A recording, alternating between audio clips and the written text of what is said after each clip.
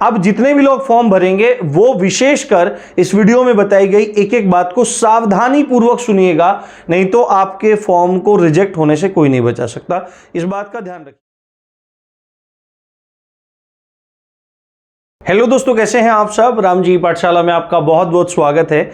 1 तारीख की शाम से ही आपके दिल्ली पुलिस के फॉर्म भरने शुरू हो गए हैं और आप में से सभी लोग अपने फॉर्म या तो भरने का विचार कर रहे होंगे या फॉर्म भर दिया होगा। जिन्होंने फॉर्म भर दिया है उनकी तो बात ही अलग है, परंतु जो अब फॉर्म भरने वाले हैं, क्योंकि परसों शाम के समय फॉर्म शुरू हुए थे और अब आज दूसरा दिन है ना। कल का पूरा दिन था, आज का पूरा दिन निकल गया, तो आज ये दूसरा दिन है। अब जितने भी लोग फॉर्म भरेंगे वो विशेषकर इस वीडियो में बताई गई एक एक बात को सावधानी पूर्वक सुनिएगा, नहीं तो आपके फॉर्म को रिजेक्ट होने से कोई नहीं बचा सकता। इस बात का ध्यान रखिएगा, बाद में फिर आप परेशान होते रहेंगे और लगातार एग्जाम तक कमेंट्स में बच्चे पूछते रहते हैं, तो उससे अच्छा है आप पहले ही यहां पर सारी की सारी चीजें देख लीजिए। दूसरी इंपॉर्टेंट बात क्या है, फॉर्म भरने के साथ ही आप सही ढंग से अपनी तैयारी को अब आगे बढ़ाइए, क्योंकि आने वाले 2 महीने में लगभग आपके पास 2-2.5 महीने का समय है जब आपकी परीक्षा शेष है। और जबरदस्त तरीके से राम जी की पाठशाला आपको जीएस की तैयारी करवाएगा। जीएस 50 नंबर का है, 10 नंबर का कंप्यूटर है, तो पूरी की पूरी जो इंपॉर्टेंट टॉपिक आपके एग्जाम पॉइंट ऑफ व्यू से हैं उन पर सब पर आपको वीडियोस राम जी की पाठशाला की तरफ से फ्री ऑफ कॉस्ट प्रोवाइड कराई जाएगी और बहुत जानदार वीडियो प्रोवाइड कराई जाएगी। एग्जाम टाइम पे हम एमसीक्यूज भी करेंगे जहां से आपको फुल ऑन मिलने के चांसेस क्वेश्चन का रहेगा। तो आप यदि चैनल पर नए हैं तो चैनल को सब्सक्राइब करना बिल्कुल मत भूलिएगा, और भी बहुत सारी चीजें आपके लिए आने वाली हैं। अब बात करते हैं फॉर्म के। देखो, मैंने नोटिफिकेशन पूरा उठाया और जो इंपॉर्टेंट चीजें आपके लिए वहां पर जरूरी हैं उनको रीड आउट करके मैंने निकाल लिया है। अब आप ये छोटी सी 5-7-10 मिनट की वीडियो देखिए और ये पूरा का पूरा कॉन्सेप्ट समझिए। फॉर्म भरने के साथ इन सावधानियों को जरूर बरतिएगा। सबसे पहले यहां पे मैंने पहला पॉइंट जो लिख रखा है वो मोबाइल नंबर लिख रखा है। तो जो भी आपका मोबाइल नंबर है, पहली सावधानी आपको क्या रखनी है, जो भी आपका मोबाइल नंबर है सावधानी से, यदि आप खुद फॉर्म भर रहे हैं या फॉर्म कैफे पर जाकर भरवा रहे हैं, तो अपने मोबाइल नंबर को बिल्कुल सावधानी पूर्वक भरिएगा और ऐसा नंबर होना चाहिए जो एक्टिव कंडीशन में हो। ठीक है, कोई भी ऐसा नंबर मत डाल देना जो बंद कंडीशन में, क्योंकि ये तो बात क्या रहेगी, ये तो क्योंकि तुरंत इस पे ओटीपी वगैरह आएंगे तो आपको एक्टिव नंबर ही रखना पड़ेगा। दूसरी बात है, ईमेल आईडी आप लोग अपनी ही दीजिएगा। ठीक है, ईमेल आईडी अपनी ही दीजिएगा, कैफे वाली ईमेल आईडी नहीं दीजिएगा। यदि ईमेल आईडी नहीं बनानी आती तो वीडियो यूट्यूब पे आप देख सकते हैं, 2-4 मिनट में क्रिएट हो जाती है। तो अपनी ईमेल आईडी क्रिएट करिएगा जिससे आपको कोई भी प्रॉब्लम आगे आने वाले समय में ना हो। जो भी दिल्ली पुलिस की तरफ से नोटिस आए तो अगर आपके फोन पे ना पाए तो आपकी मेल आईडी पे आ जाए। ठीक है, ये 1 टाइम रजिस्ट्रेशन, जो रजिस्ट्रेशन हो रहा है उसकी प्रक्रिया है पूरी की पूरी। उसके बाद उसमें आधार नंबर मांगा जाएगा, ये ऑप्शनल है। यदि आप आधार नंबर डाल रहे हैं तो इस बात की गंभीरता को बहुत ज्यादा समझिएगा कि आपका आधार नंबर गलत ना होने पावे, बिल्कुल सही आपका आधार नंबर होना चाहिए। ये बारीकी से आप अपने फॉर्म को भरिएगा।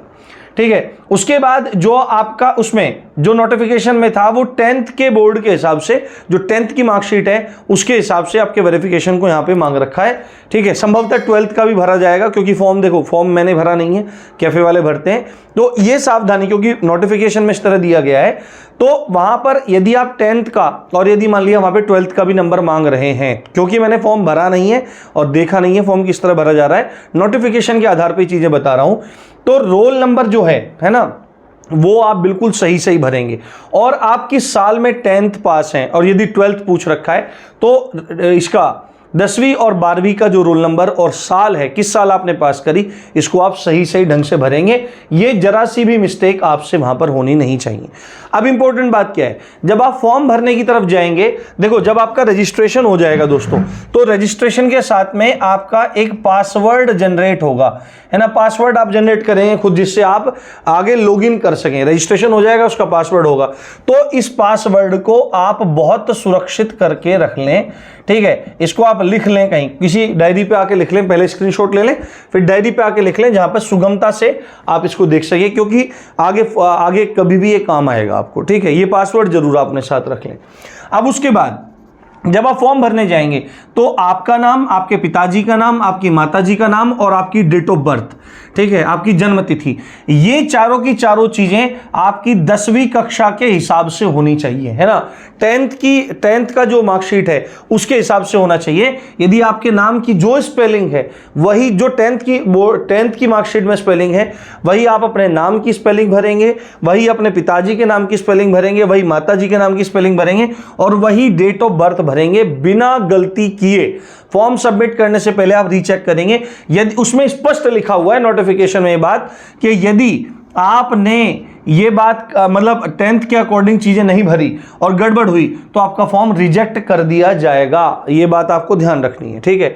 दूसरी बात है, आपको अपनी कैटेगरी बहुत ध्यान से भरनी है। यदि आप SC में फॉलो करते हैं तो SC, ST में फॉलो करते हैं तो ST, EWS में आते हैं तो EWS, OBC में आते हैं तो OBC और जनरल में आप अनरिजर्व्ड में अपने को गिन रहे हैं तो आप उसी हिसाब से कैटेगरी फिल करें, क्योंकि बहुत सारे बच्चे ये देखे जाते हैं कि सर मेरी कैटेगरी ये है, मैंने इससे फॉर्म भर दिया। तो जो आपकी कैटेगरी है आप उसी के हिसाब से यहां पर फॉर्म फिल कीजिए।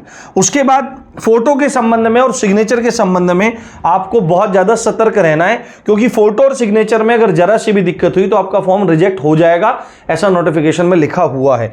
फोटोज के बारे में क्या बात लिखा है कि 3 माह से ज्यादा पुराना नहीं होना चाहिए। मैंने पहले भी बताया था, अगर 3 महीने, अगर आपके पास 3-4 भी महीने पुराना फोटो है, कौन पहचान रहा है, ठीक है। अगर आपके पास 20, 25, 30 फोटो पड़े हैं, है ना, अभी लेटेस्ट के, हाल फिलहाल के, तो आप वो लगा दो। और अगर आपके पास 2-4 फोटो पड़े हैं ना, तो आप वो 2-4 फोटो मत लगाना, कम से कम अपने फोटो बनवा लो, 20, 30, 50 फोटो बनवा लो, 50 रुपए के 50 बन जाते हैं। और फोटो एकदम क्लियर होने चाहिए, उसमें स्पष्ट लिखा हुआ है, वो फोटो जो होने चाहिए वो एकदम क्लियर होने चाहिए, पासपोर्ट साइज फोटो होने चाहिए, है ना।